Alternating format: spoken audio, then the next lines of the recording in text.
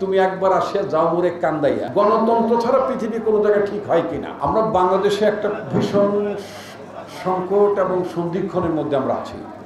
যদিও গতকাল প্রধান উপদেষ্টা মহোদয় প্রফেসর মোহাম্মদ ইউনূস বলেছেন যে ডিসেম্বরে নির্বাচন একদিক দিয়ে সরকার প্রধান বলছেন ডিসেম্বরে নির্বাচন, রাজনৈতিক দলের তরফ থেকে আমরা বলছি রোডম্যাপ।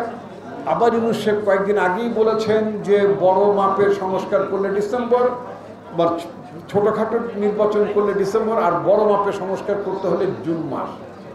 কিন্তু গতকালকে তিনি বলেছেন নির্বাচন ডিসেম্বরে।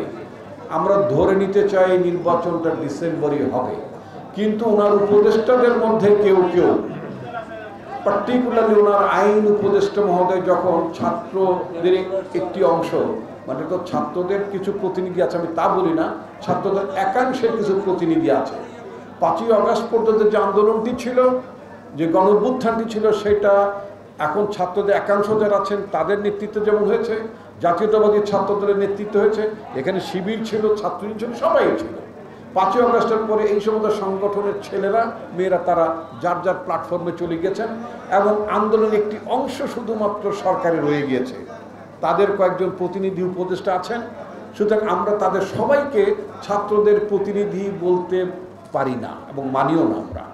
তো কিন্তু আইন উপদেষ্টা সাহেব যেটা বললেন যে ছাত্রদের উদ্দেশ্যে তোমরা অনেক বড় বিজয় এনেছো, নিঃসন্দেহে ছাত্রদের একটি অংশ একটি বড় বিজয় অর্জনে এটি গণঅভ্যুত্থান সংগঠনে তাদের ঐতিহাসিক ভূমিকাকে আমরা শ্রদ্ধা জানাই।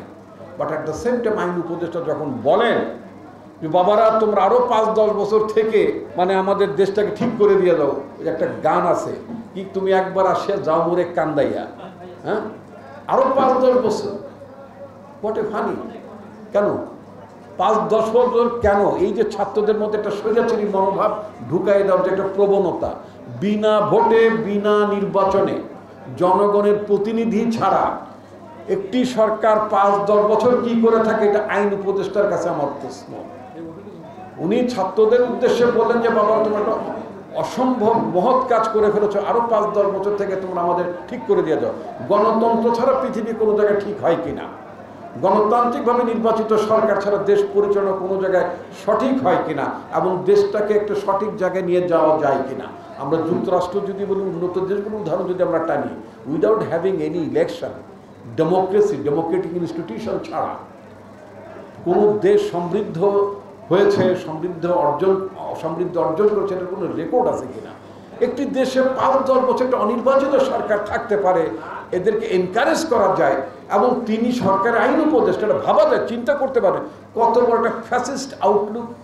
একটা ফ্যাসিস্টকে তাড়িয়ে যদি আমরা একটা ফ্যাসিবাদী ধারণা যদি আমরা বহন করি যে একটি সরকার 5-10 বছর থাকতে পারে, এই ধরনের আকাঙ্ক্ষা সৃষ্টি করে দেয়, এই ধরনের আকাঙ্ক্ষা উস্কে দেওয়াটা এটা একটা জঘন্য অপরাধের ব্যাপার। তো সেজন্য আমরা বলতে চাই, মাননীয় প্রধান উপদেষ্টা, আপনার দৃষ্টিভঙ্গি আমরা বুঝতে পেরেছি যে আপনি ডিসেম্বরের মধ্যে নির্বাচন দিতে চান। আমরা যেটা চাই যে নির্বাচন হবে, একটি জবাবদিহিমূলক সরকার প্রতিষ্ঠা হচ্ছে নির্বাচনের লক্ষ্য, জনগণের কাছে দায়বদ্ধ সরকার প্রতিষ্ঠা করা হচ্ছে লক্ষ্য।